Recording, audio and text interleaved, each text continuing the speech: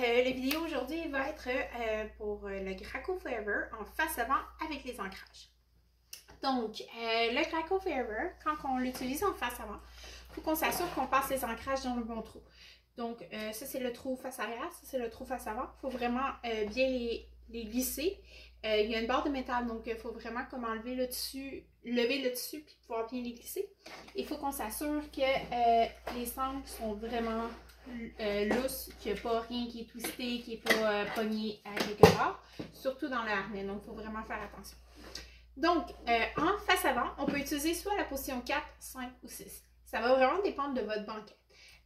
Pour le banc que j'ai ici, c'est vraiment 6 qui est la meilleure option. Dans mon auto à moi aussi, c'est vraiment 6, donc ça va être vraiment dépend. Idéalement, qu'est-ce qu'on veut? C'est qu'on veut que le plus que le dossier touche au maximum, puis la base, elle va toucher au complet aussi.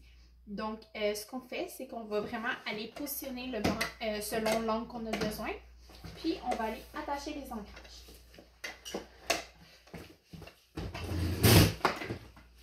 On s'assure aussi tout le temps de passer l'ancrage haut en premier pour qu'on n'ait pas de difficulté à la suite, à la fin, là, vu qu'il va être derrière le banc. Donc, on va prendre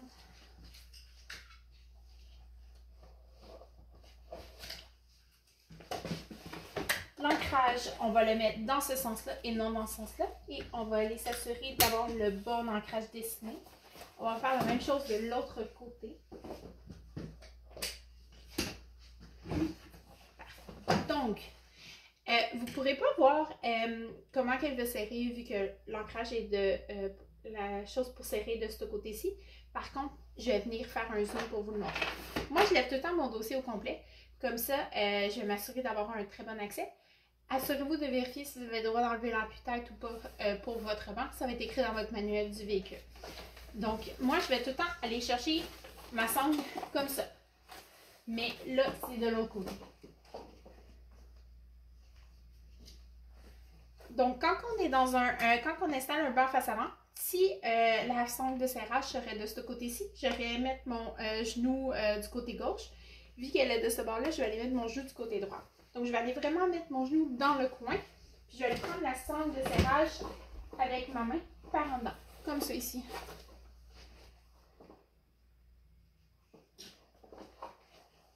Une fois que je l'ai dans mes mains, ce que je fais, c'est que je vais tirer vers le haut pour aller enlever tout le lousse. Une fois que ça c'est vraiment bien fait, je vais vérifier gauche à droite, avant-arrière, c'est bien. On va aller installer l'ancrage haut.